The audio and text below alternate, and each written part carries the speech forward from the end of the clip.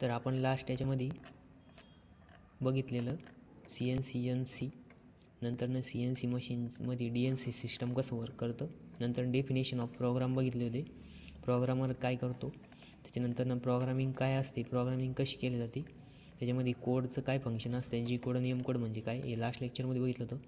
आता आपण बघणार आहे ॲक्सिस आयडेंटिफिकेशन.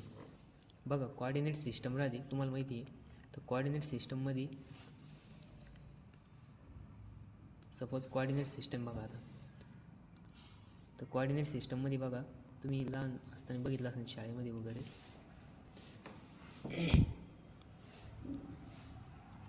तर अशी कोऑर्डिनेट सिस्टम राहते.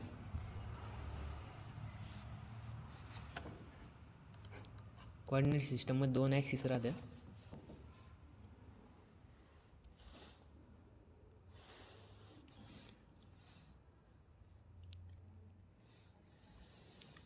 कोऑर्डिनेट सिस्टममध्ये ह्या साईडला एक्स ॲक्सिस राहतो प्लसमध्ये, ह्या साईडला मायनसमध्ये एक्स ॲक्सिस राहतो. इथं वरच्या बाजूला राहतं वाय ॲक्सिस प्लसमध्ये आणि इथं राहतं वाय ॲक्सिस मायनसमध्ये. बघा याच्या व्यतिरिक्त एक तिसरा ॲक्सिस पण राहतो.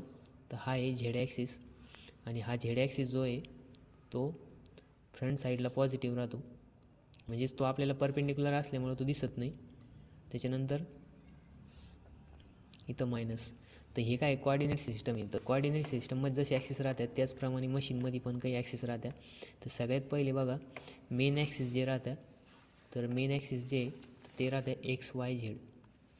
तर XYZ हे मेन ॲक्सिस राहतात आणि ते मेन ॲक्सिसचं काय आहे की त्या मेन ॲक्सिसमध्ये हा बघा इथं दाखवलं आहे. आता हा झेड ॲक्सिस दाखवला इथं, जसं मी तुम्हाला काढून दाखवलं तसंच. त्याच्यानंतर ना एक्स ॲक्सिस बघा, तर हा झेड ॲक्सिस इकडच्या बाजूला मायनस आहे, तर इकडच्या बाजूला काय प्लस आहे. त्याच्यानंतर एक्स ॲक्सिस ह्या बाजूला मायनस आहे, नंतर ह्या बाजूला वाय ॲक्सिस काय आहे प्लस आहे. त्याच्यानंतर वाय ॲक्सिस डाऊन साईडला काय आहे मायनस आहे. मग बघा याचं आयडेंटिफिकेशन कसं आहे, तर इथं हा thumb rule, right hand thumb rule use केला जातो. थंबच्या डायरेक्शनमध्ये एक्स प्लस राहतो आणि हे जे फिंगर आहे या फिंगरच्या अबाउट वाय प्लस राहतो आणि ह्या डायरेक्शनमध्ये हे जे थर्ड फिंगर आहे याच्या अबाउट हा झेड ॲक्सिस राहतो. तर XYZ हे 3 मेन ॲक्सिस आहे. ह्या मेन 3 ॲक्सिसच्या अबाउट काय लिनियर मोमेंट होणार आहे. कोणत्या मोमेंट होणार आहे? Linear moment. मग लिनियर मोमेंटमध्ये एक्स वाय आणि Z corresponding plus minus direction असणार आहे. ह्या सगळे पॉईंट 3 ॲक्सिस एका पॉईंटमधून जातात, त्याला म्हणणार ओरिजिन पॉईंट. कोणता पॉईंट म्हणणार? Origin point. Origin point. आणि ओरिजिन पॉईंटला ऑल कोऑर्डिनेट काय असणार आहे? 0,0,0. हे तिन्ही पॉईंट कसे असणार आहे? 0 0 असणार आहे ह्या ओरिजिन पॉईंटला. ठीक आहे. त्याच्यानंतर ना बघा ह्या करस्पॉन्डिंग ॲक्सिसच्या अबाउट आता हे जे ॲक्सिस राहणार आहे तर हे मेन ॲक्सिस असणार आहे CNC मशीनची. तर त्याच्यामध्ये हा एक्स ॲक्सिस आणि वाय ॲक्सिस आहे हे जनरली वर्क पीसला असत्या. कशाला असत्या? वर्क पीसला. आणि हा झेड आहे हा टूलला असतो, कटिंग टूलला. ठीक आहे. मग हे मशीन टू मशीन व्हॅरी होतं. आता काही मशीनमध्ये काय आहे की नुसता एक्स ॲक्सिसच वर्क पीसला असतो, वाय आणि झेड ॲक्सिस हा टूलला राहतो. म्हणजे हे मे बी चेंज होऊ शकतं. म्हणजे मी तुम्हाला जसं सांगितलं की वर्क पीसला XY, तुम्ही सांगशाल सरनं सांगितलं होतं XY वर्क पीसलाच राहतो, तसं काही नाही, ते चेंज पण होऊ शकतं. त्याच्यानंतर नेक्स्ट बघा दुसरे रोटेशनल ॲक्सिस. मग आता बघा एका मशीनला मेन 3 ॲक्सिस असत्या आणि XYZ हे लिनियर मोमेंटचे ॲक्सिस आहे. तर ABC हे रोटेशनचे ॲक्सिस आहे. कोणते ॲक्सिस आहे? Rotation axis. मग रोटेशन ॲक्सिसमध्ये A is rotate about X axis. मग बघा आता A इथं दाखवलं आहे, हा A ॲक्सिस जो आहे रोटेशनल, तर तो कशाच्या अबाउट असणार आहे? X ॲक्सिसच्या अबाउट असणार आहे. मग ह्याच्यात पण बघा अँटी क्लॉकवाईज आणि क्लॉकवाईज. आता बघा इथं अँटी क्लॉकवाईज पॉझिटिव्ह दिलं आहे, तर निगेटिव्ह काय असणार आहे? क्लॉकवाईज. मग हे जे क्लॉकवाईज आहे हे कसं असणार आहे? निगेटिव्ह असणार आहे. म्हणजे काय की जर अँटी क्लॉकवाईज रोटेशन झाले X ॲक्सिसच्या अबाउट तर ते पॉझिटिव्ह असणार आहे आणि X ॲक्सिसच्या अबाउट जर अँटी क्लॉकवाईज डायरेक्शनमध्ये जर मूवमेंट झाली तर ती निगेटिव्ह असणार आहे. सेम तसंच B is rotate about Y axis.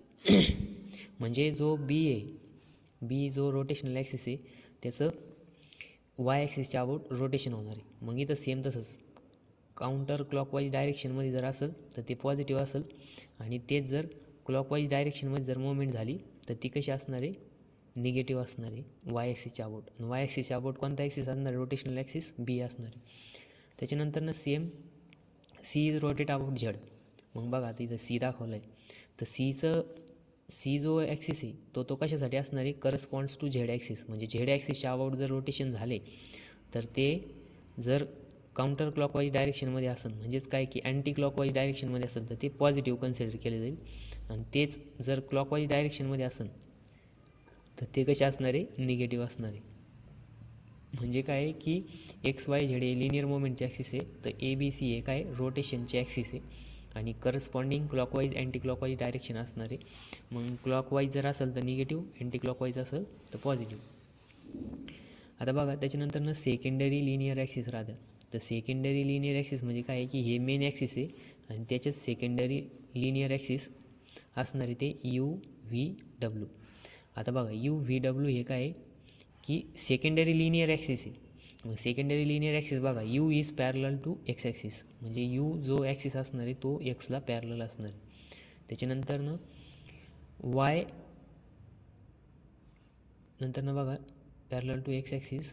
त्याच्यानंतरनं वायसाठी बघा इथं थोडं मिस्टेक झाली, तर व्ही बघा इथून V is parallel to Y axis, म्हणजे व्ही जो राहणार आहे तो पॅरलल टू वाय ॲक्सिस राहणार आहे.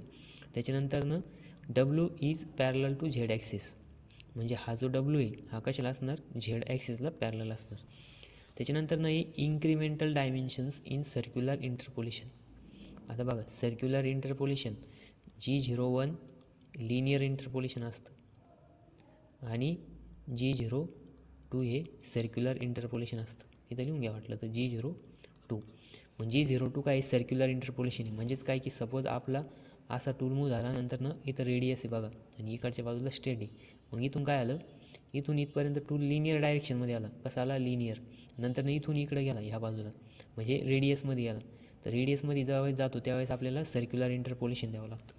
मग सर्क्युलर इंटरपोलेशनमध्ये जर आपल्याला एक्स ॲक्सिसचं जर कोऑर्डिनेट रिप्रेझेंट करायचं असेल तर ते आपण आयनी रिप्रेझेंट करतो. त्याच्यानंतरनं वाय ॲक्सिसचं जर रिप्रेझेंट करायचं असेल तर ते जेनी रिप्रेझेंट करतो, आणि झेड ॲक्सिसचं जर करायचं असेल तर केनी रिप्रेझेंट करतो. म्हणजे हे काही करस्पॉन्डिंग ॲक्सिस आहे सर्क्युलर इंटरपोलेशनमध्ये यूज केलं जातं. म्हणजे काय की आपल्याला जर एक्स डायरेक्शनमधलं सर्क्युलर इंटरपोलेशनमध्ये एक्स ॲक्सिसचं जर एक्स ॲक्सिसची जर पोझिशन डेझिग्नेट करायची असेल तर ती आपण आयनी करू. वायचं जर करायचं असेल तर ती आपण कशाने करणार आहे, जेनी करणार आहे. त्याच्यानंतरनं झेडच्या करस्पॉन्डिंग कुठलं असणार आहे, के ॲक्सिस असणार आहे, म्हणजे आय जे के. हे कसे आहे, सर्क्युलर इंटरपोलेशनमधले ॲक्सिस आहे.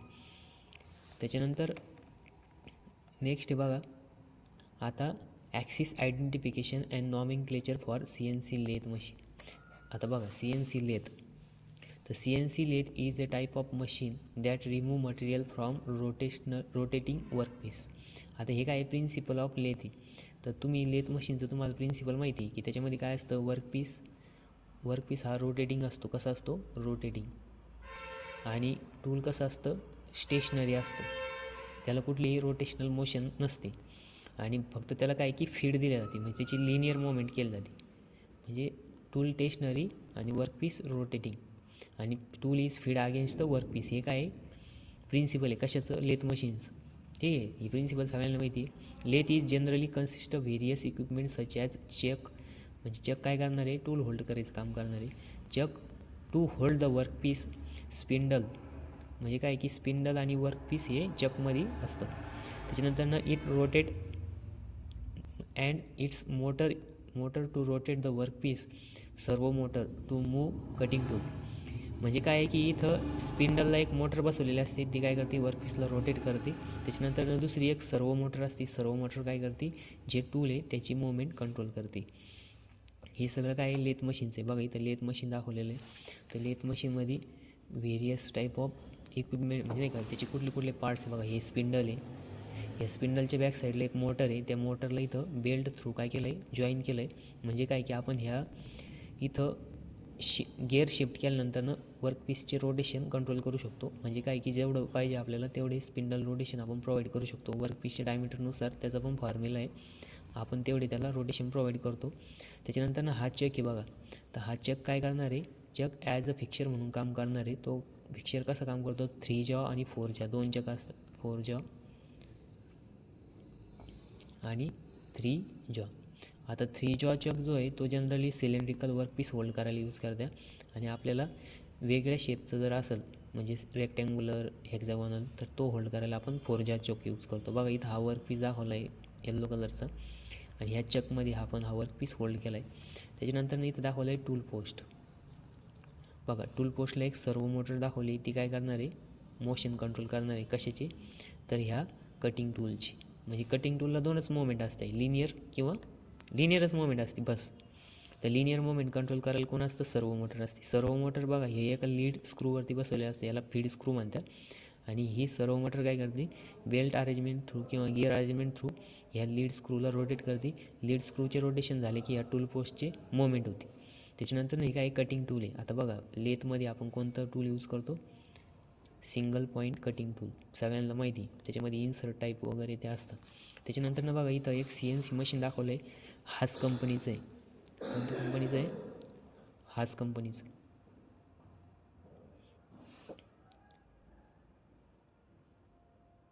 तर जे हास कंपनीचं मशीन दाखवलं आहे बघा इथं, हे काय कंट्रोलर आहे, ह्याला काय म्हणतात, कंट्रोलर म्हणतात. त्याच्यानंतर इथं बघा हे गार्ड्स, डोअर्स.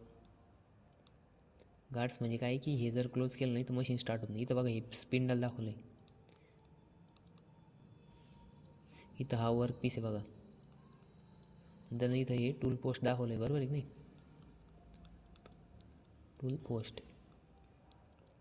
नंतर इथं कंपनीचं नाव दिलेलं आहे हास कंपनी. इथं हे काय आहे, कंट्रोलर आहे, हा त्याचा डिस्प्ले. नंतर बघा इथं टेल स्टॉक दाखवलं आहे, हा टूल पोस्ट आहे. नंतर हे काय रोटेशन करायचे, मॅन्युअली पण त्याला रोटेट करू शकतो किंवा मशीन थ्रू इन्स्ट्रक्शन देऊन पण आपण त्याला रोटेट करू शकतो.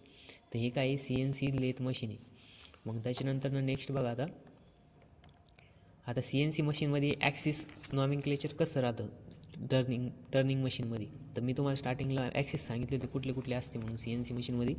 बट आता टर्निंग मशीनमध्ये कुठले कुठले ॲक्सिस यूज केले जातात आपण बघणार आहे आता. इथं बघा CNC turning machine axis nomenclature. The lathe has the coordinate system to designate, बघा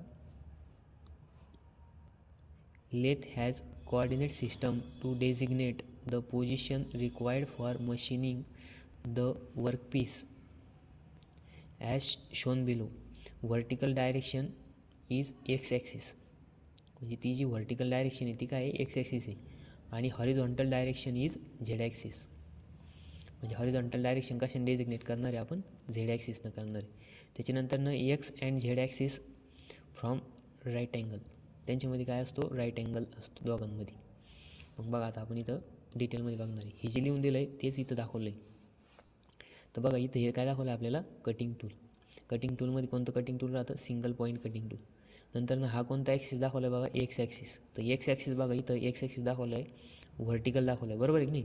आपल्याला तो इथनं व्हर्टिकल दिसतो आहे, बट लेथ मशीनमध्ये तो ॲक्च्युली आपण इथं बघतो आहे त्यावेळेस नाही का, म्हणजे आपल्याला इथं व्हर्टिकल दिसतं आहे म्हणून मी तुम्हाला व्हर्टिकल म्हणले, बट ॲक्च्युली हा ह्या डायरेक्शनमध्ये असतो. त्याच्यानंतर वर्कपीसला पॅरलल असलेला ॲक्सिस कुठला आहे, तर झेड ॲक्सिस आहे. आणि वर्कपीसला परपेंडिक्युलर ॲक्सिस असलेला कुठला आहे, एक्स ॲक्सिस आहे. इथं बघा त्यांनी जर सांगितलं राईट अँगल फॉर्म होतो, इथं किती डिग्री असणार दोघांमध्ये, 90 डिग्री असणार आहे. नंतर बघा इथं हा वर्कपीस दाखवला आहे, बरोबर आहे की नाही. तर हा वर्कपीस सिलेंड्रिकल शेपचा आहे. कशा शेपचा आहे, सिलेंड्रिकल शेप, सिलेंड्रिकल शेपचा वर्कपीस आहे. हा बघा इथं चेक दाखवला आहे, चेकमध्ये आपण काय केलं, हा वर्कपीस होल्ड केला आहे इन द, म्हणजे नाही का जॉच्या साह्याने इथं काय केलं आहे, होल्ड केलेलं आहे.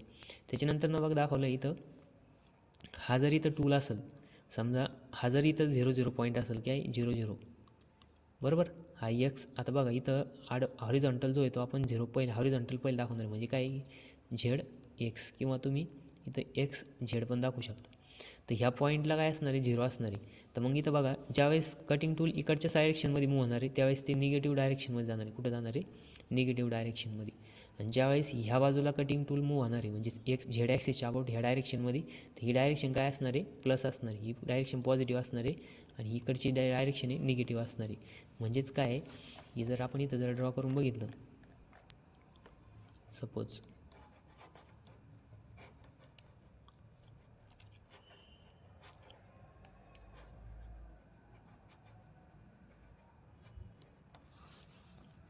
बघा आता आपण इथं ड्रॉ करणार आहे,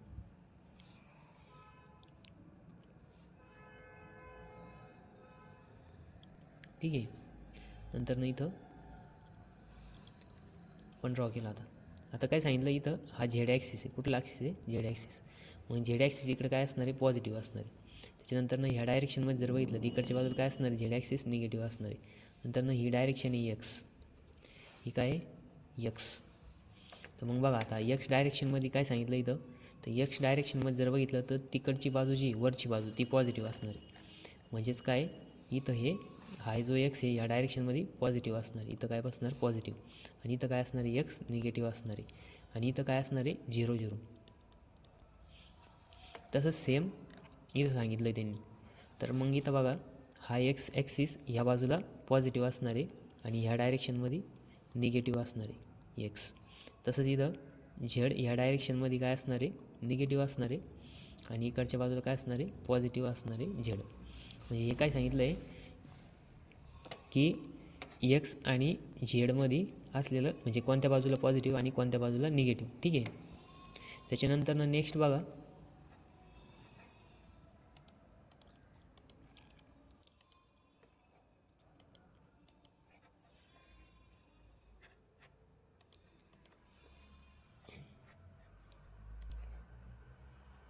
नेक्स्ट बघा इथं दाखवलं आहे. आता बघा इथं ॲक्च्युली दाखवलेलं आहे. मी तुम्हाला जर सांगितलं की हे 2D मध्ये होतं, आता 3D मध्ये बघा तर ते तुम्ही मानशान.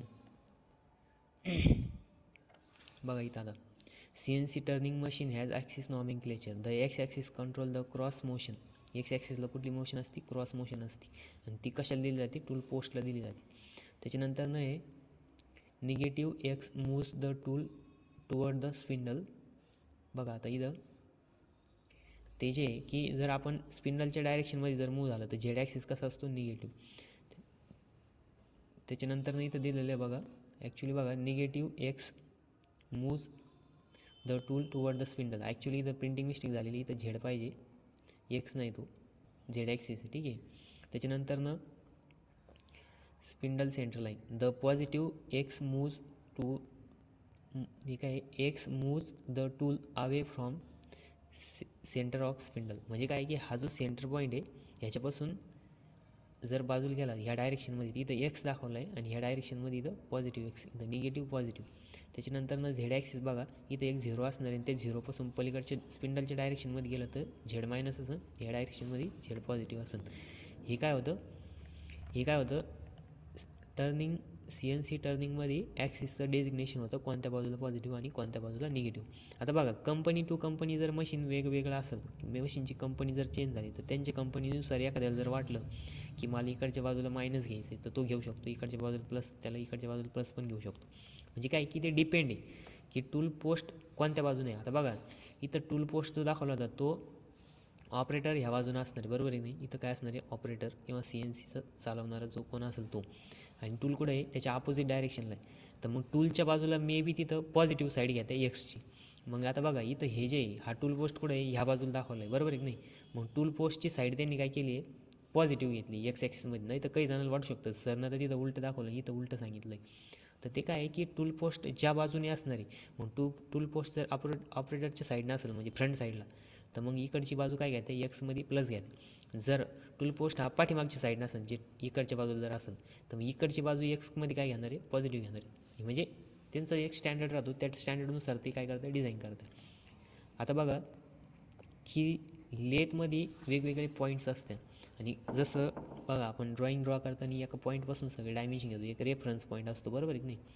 पण तसंच आता हे 0 पॉईंट्स असतात. तर 0 point and reference point for the lathe. आता बघा इथं एक लेथचं सिलेंड्रिकल वर्क पीस दाखवला आहे. इथं हा एक पॉईंट आहे, हा इथं ए पॉईंट आहे, नंतर W, B आणि R. तर various 0 points and reference points use in CNC turning centre. तर पहिला पॉईंट आहे बघा इथं, पहिला पॉईंट कोणता आहे? तर हा जो पॉईंट दिला आहे मशीन 0 और फिक्स 0 पॉईंट आणि तो कशाने डिझिग्नेट करणार आहे आपण यमने डिझिग्नेट करणार आहे. बघा हा मशीनला काय राहते, एक मशीनची ओन कोऑर्डिनेट सिस्टम राहते आणि मशीनसाठी तो 0 राहतो आणि ह्या पॉईंटपासून मशीन सगळे इन्स्ट्रक्शन घेत राहतं. त्याच्यानंतर दुसरं आहे ब्लॉकिंग पॉईंट, वर्कपीस 0 पॉईंट और फ्लोटिंग 0 पॉईंट. तो कशाने डिझिग्नेट करते हे करतात. आता बघा ज्यावेळेस तर ठीक आहे आपण हा पॉईंट जो आहे तो नेक्स्ट लेक्चरमध्ये बघू डिटेलमध्ये.